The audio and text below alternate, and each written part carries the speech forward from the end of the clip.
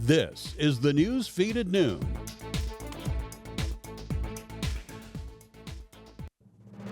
Happening now on the newsfeed at noon, the holiday travel rush is almost here. If you're hitting the road, we'll show you where to find the cheapest gas prices in the state.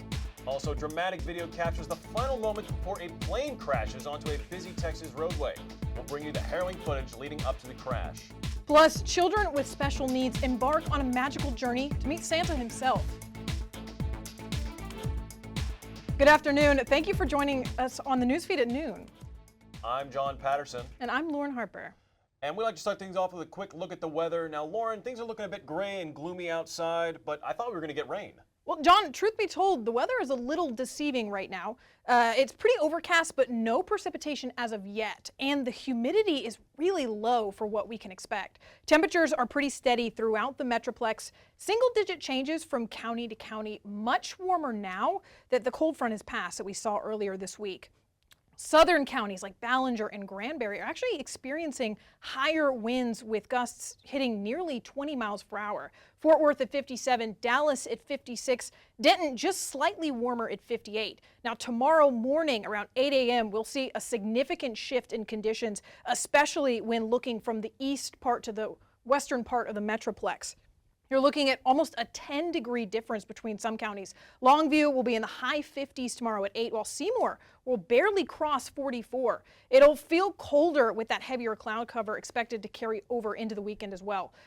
Coming up, we'll talk about that rain moving in over the weekend. About 20% of us will see some precipitation tonight, but what hits the ground will be light and spotty, whoever sees it. However, overnight we'll have that big frontal system that will swing throughout, which is when those two different air masses, hot and cold air, merge, and that'll create some noticeable changes in conditions, including that precipitation. We'll also talk about the possibilities of thunderstorms and more severe conditions, higher winds, possibilities of hail. We'll also have that pollen count for you. Many associate pollen with spring or fall, but we'll talk about those trees that actually peak in pollen production over the next few months, followed as always by that full 70 forecast.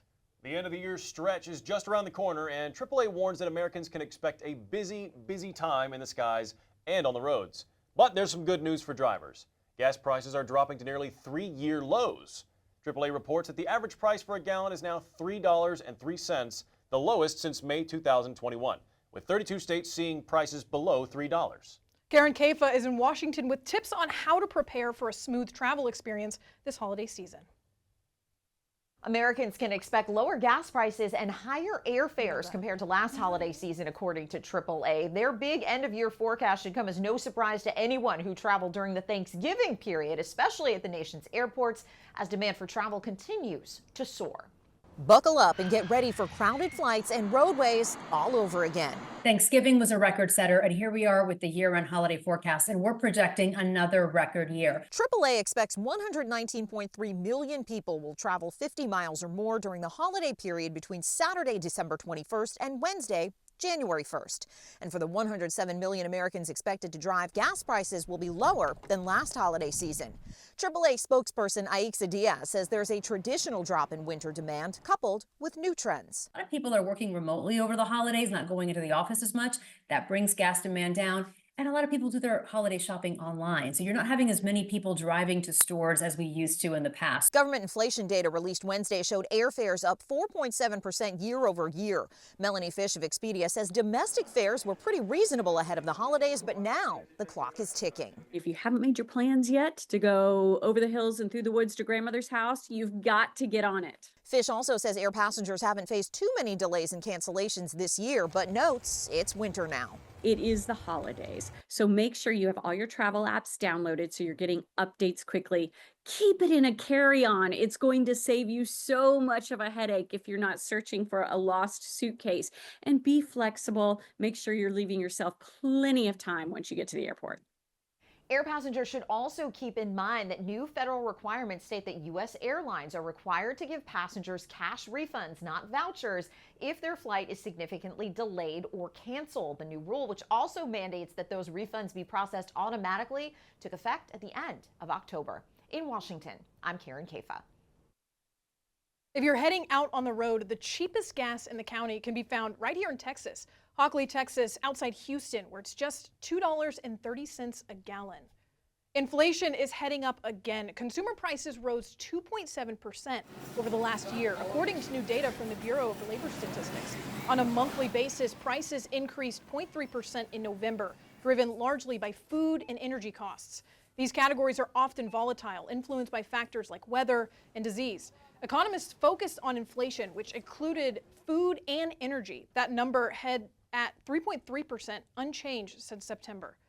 The National Science Foundation is teaming up with Tarrant County College, Penn State, and UT Arlington to train the next generation of semiconductor workers. Earlier this month, 10 military veterans graduated from a special program hosted at TCC. Texas is a key player in U.S. chip manufacturing, with companies like Samsung and Texas Instruments making major investments in the state. 4 people were hurt when a plane slammed into a busy intersection in Victoria on Wednesday. The dramatic crash caught on camera left behind extensive damage. Anna Yeli Ruiz takes a closer look at what happened. Whoa! Dramatic video from a dash cam captures the moment before a plane comes crashing onto a busy intersection in Victoria, Texas. The driver of that truck, Tony Penor. I thought the plane was going to hit me, because that's when I then saw the shadow on the wall of the overpass. The plane split into 2 and landed on top of one car, but it also hit 2 other vehicles on the road. It flipped this car on its side. Penor says he rushed to help those involved. Ran as fast as I could up to the pilot first, see if he was okay. He was conscious, older gentleman between 70 and 80 years old, blood on his hands, buckled in still. He didn't think he'd get out of there. He was still in shock, so I unbuckled him. But he couldn't pull him out, so he moved on to the next victim, the woman underneath the plane. He said her door was jammed and they couldn't pull it open. Unbuckled her. She couldn't talk. She was moaning like crazy. Her face was bloody at that point. So she was 78 years old, my guesstimate. Penor said the man in the car that's on his side was able to get out on his own and said he was okay. There was another small black car. He says 2 people were inside. The driver managed to get out, but the passenger was pregnant. She was just afraid and would not move. Me and another lady tried to get her out of there. She would not leave. Investigators report that 4 people were transported to hospitals, with 1 person taken to a facility outside the area. The cause of the crash remains unknown, but one thing is certain. We're very thankful that it is what we have now, and it's not something that happened or could have been worse. Obviously, anyone that's been injured, we want them to have a full recovery. Everyone out here counting their blessings. I was extremely blessed, too, that one didn't land on top of my truck, but also blessed for everybody else that was there, that they survived. The Texas House Republican Caucus is set to select a nominee for House Speaker. 2 clear frontrunners are emerging, both confident they're on the track to secure the position, but only one will end up with the gavel. Michael Ackerson has that story. 2 candidates. The majority will prevail in the Texas House. The Speaker's race is over. Neither one outright victorious on Saturday, but both say they're the next Speaker of the Texas House of Representatives. I have secured enough to be the Speaker of the House for the next session. Do you think you have a clear path to the gavel in January? I do. David Cook, the reformist candidate, secured enough votes to garner the House Republican Caucus's nomination for Speaker, but only after the bar was significantly lowered.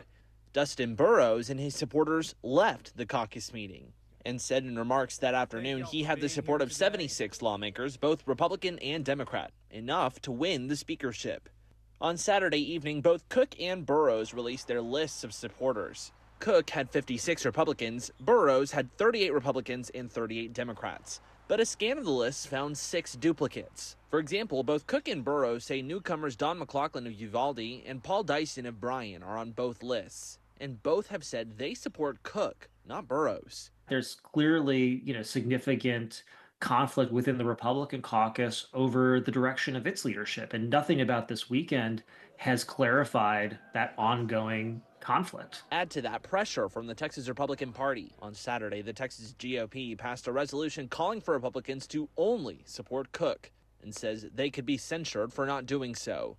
And under new GOP rules, a censure means candidates couldn't run as Republicans on a primary ballot for 2 years. New evidence emerges in the CEO murder case, sparking growing concerns about a possible copycat. And later, staying healthy this holiday season doesn't have to be hard. We'll share some expert tips to help you avoid holiday weight gain right after this break. I taught for 20 years, but I started forgetting my lectures. Eventually, he had to quit.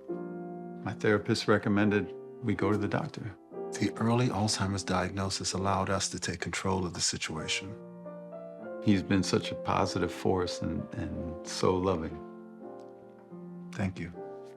You're welcome. If you or your family are noticing changes, it could be Alzheimer's. Talk about seeing a doctor together. New details are coming to light about Luigi Mangioni's time behind bars. He's accused of the fatal shooting of United Healthcare CEO Brian Thompson last week. The Ivy League graduate, once surrounded by immense wealth and privilege, is now confined to the stark reality of a small jail cell. CNN's Jason Carroll has that story. Luigi Mangioni is fighting extradition to New York. While that happens, Did you write that this is the prison where he's being held. It's the State Correctional Institution at Huntington, the oldest operating state prison in Pennsylvania. Mangioni's cell looks much like the one you see here, according to a law enforcement source. His actual cell is 15 by 6 feet. A Department of Corrections spokesperson says he's in a single cell and not in solitary confinement. He is not interacting with other inmates at this time. He has a bed, a sink, toilet, and a desk with a seat. It's always interesting to see, a prison in your backyard that, frankly, most people wouldn't be able to pick out of a map or wouldn't know the name of. And now everyone's interested in the type of food he's eating, the cell block that he's in. Meals at the facility are served 3 times a day, 6:15, 10:40, and supper at 5:15. Tonight on the menu, Mangioni has a choice between chicken parmesan and a dish called pizza beans. The Department of Corrections says Mangioni has taken his meals in his cell and is not interacting with other inmates, adding all inmates are afforded time outside their cells, even if they are a higher custody level. Mangioni's case has received a great deal of national attention, so perhaps no surprise, he's already known to some inmates, some of whom shouted his name to media outlet News Nation. Free Luigi! That type of notoriety is also an added security concern at a correctional facility. Any prison, state or federal, is a predatory environment, and there could be prisoners who are there for a long time, perhaps looking to get in the media, get some attention. So he's got to learn to enjoy his own company in a little cell with a desk, with a toilet, with a pen to be able to write, with a sink, because he will not be around prisoners as I see it. Mangioni's time there could be measured in weeks as prosecutors push to have him brought back to New York. Department of Corrections officials say Mangioni is permitted to have visitors. However, his only visitor so far has been his attorney. Federal judge in Oregon has blocked Kroger's $25 billion mega merger with Albertsons. The judge ruled Tuesday that the deal, which would have been the largest supermarket merger in U.S. history, would reduce competition and harm consumers. I conclude that Washington's Consumer Protection Act prohibits the proposed merger of Kroger and Albertsons because the effect of that merger may be to substantially lessen competition in Washington. The CEO of Albertsons said his company is deeply disappointed and has terminated the merger agreement. Albertsons has also filed a lawsuit against Kroger for breach of the contract. The merger, announced in 2022, aimed to combine 2 of the nation's largest retailers, owners of chains like Safeway, Vons, and Fred Meyer. We're tracking your Christmas week forecast. Plus, meet the student spending his holidays in Antarctica when we come back.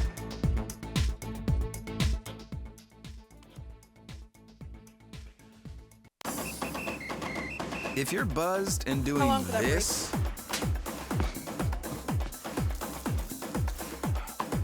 to make yourself feel okay to drive, ZWX.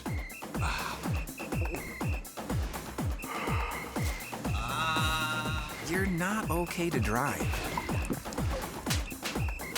YGKLVW. Regular you.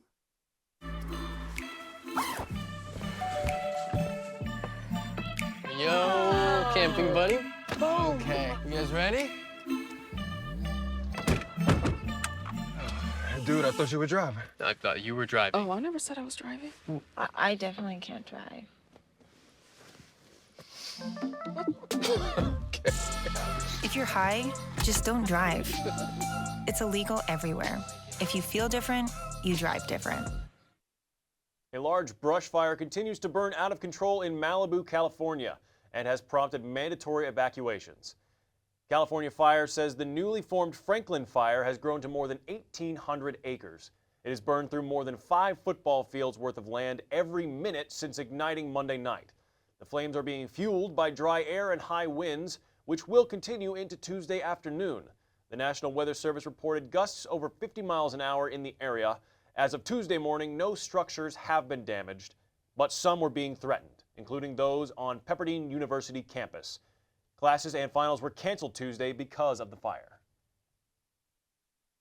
Wow, so that is pretty disturbing weather news from California, but what is the weather looking like in Texas, Lauren? Well, truth be told, we were, like you were talking about earlier, we were supposed to have some form of precipitation, but that's not really coming until later tonight. And those who do see rain today, it's going to be very light and very spotty. The majority of that precipitation is moving into tomorrow morning.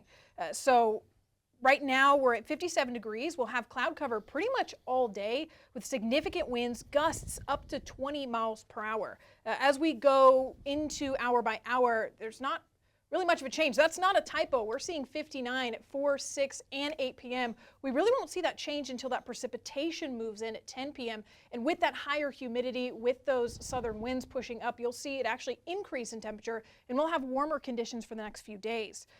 Thankfully, the rain will reduce the amount of airborne pollen. However, mountain cedar is significantly higher this time of year. Fungus is low.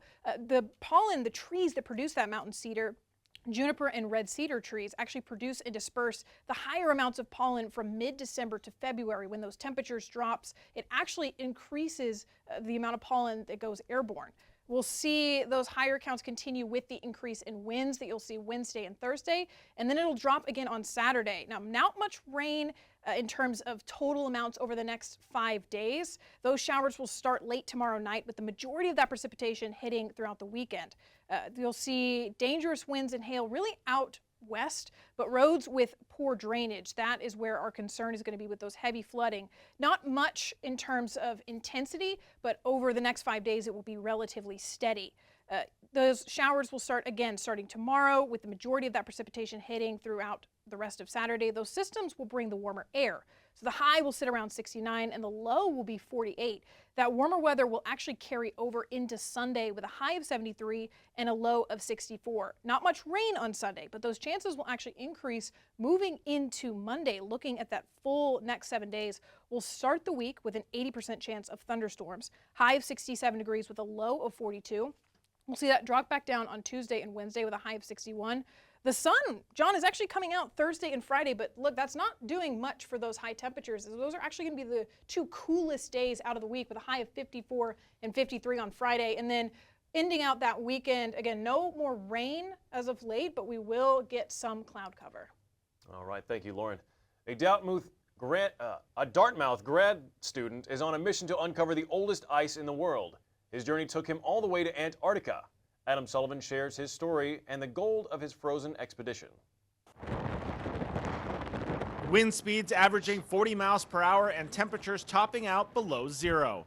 This is what summer looks like in Allen Hills, Antarctica. Really high winds at this site. It's kind of notorious for its really high winds. The wind-blown terrain is part of the reason it's the perfect spot to look for old ice. Dartmouth grad student Jacob Chalef is a member of the National Science Foundation's Center for Oldest Ice Exploration, or COLDEX. What COLDEX's mission is to push back the ice core record in Antarctica, older than we've ever gotten it. Every day, the 12-member team travels by snowmobile to the work site and drills for old ice. Air bubbles in the ice give a glimpse into the past that can help scientists like Chalef predict future weather patterns. Ice cores provide an unparalleled archive of past atmospheric air. There's no other way to kind of get in a time machine and get air that's 1 million years old. The ice will be packaged and eventually sent by plane, then boat, back to the States. Yeah, it's been kind of spiritual. It's thinking about kind of how small we are and yet how large of an impact we're having on the environment. That's like kind of why we're here, is to understand our effect on the environment.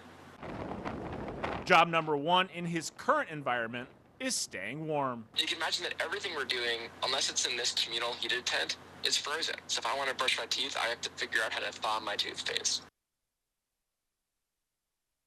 Got some simple tips to help you avoid putting on some extra pounds this holiday season. Plus, expecting an Amazon delivery, we've got tips to keep your packages safe from thieves next.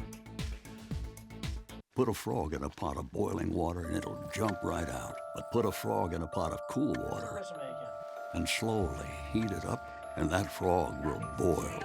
As veterans, we can tell ourselves the lie that it's easier to stay in that boiling water, to disconnect.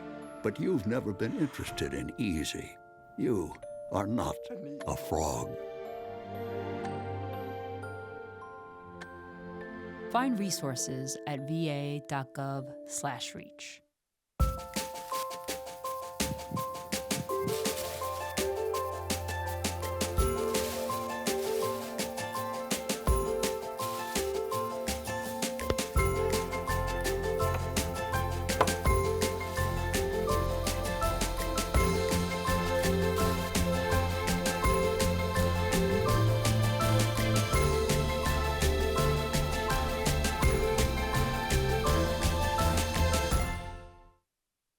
The holidays are here, and so are those tempting treats. But staying healthy this season doesn't have to be a challenge.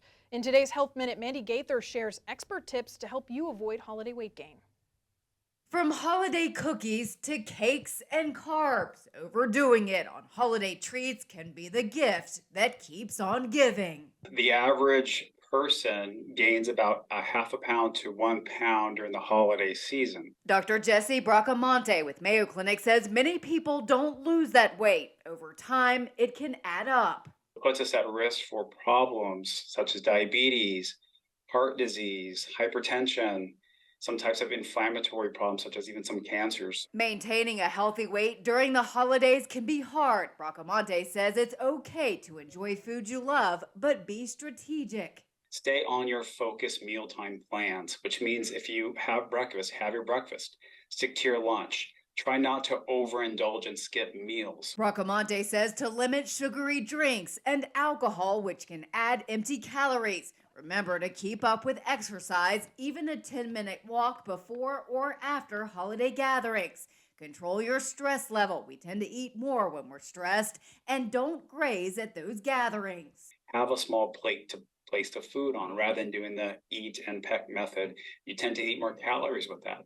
Having a smaller plate may help to kind of limit those calories. Finally, slow down and savor the holiday food. You're typically going to be more conscientious of what goes in your mouth, and plus what goes in your mouth you must enjoy. For Health Minute, I'm Mandy Gaither. Consumer Watch News. The holiday season is in full swing. Online shopping is booming. That means more packages left at doorstops, creating prime opportunities for thieves. Jen Sullivan shares tips to protect your holiday deliveries. It's the season of giving, and with holiday packages likely piling up outside your door, you could be giving thieves an opportunity to steal your gifts. Porch piracy spikes, especially during the holidays. At least 58 million packages have been stolen by so-called porch pirates in the last year, with total losses amounting to $12 billion, according to Security.org. Jimmy Lynn with ADT says there are things you can do to prevent Grinches from grabbing your stuff. First, track your packages. The U.S. Post Office, Amazon, FedEx, and UPS all allow you to track your shipments. Don't leave your packages out for too long. And you can choose deliveries that require a signature. The U.S. Post Office has a Hold Your Mail service if you're going to be out of town. Fill out a form and pick them up at your local post office when you're ready, though keep in mind that there's a 30-day limit on that hold. And if you don't have a security system, you may want to invest in one. They can act as a visible deterrent, and with the power of AI, actually alert you the moment a package is delivered. Lynn recommends having a security camera and placing it in an area where you'll be able to see someone's face clearly. A lot of what happens with porch piracy or any sort of burglary tends to happen at that front door. So definitely having a video doorbell that's mounted where your doorbell is a great place. And if you do see someone stealing packages, police advise not to engage with the thief. It's safest to just call the police. For Consumer Watch, I'm Jen Sullivan. We'll take you inside a stunning display of magic and lights that's illuminating the season like never before. Don't go away.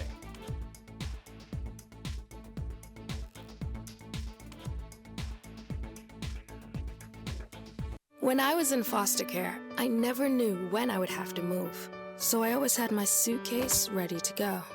Then one day, I was adopted. My new parents opened their hearts and home to me. My parents cook my favorite breakfast for me every morning. My parents take me on trips I never thought I would go on. They gave me a home and an even better reason to use that suitcase. My parents aren't perfect, but they're perfect for me. Julie was always a voracious reader. She'd carry 2 novels on an airplane because she'd read one on a 3-4 hour ride. And at some point, I began to notice that she would read a page and couldn't remember what she had just read, and she'd have to go back and read it again. I don't remember much these days after I read, but less does for me, and I love it.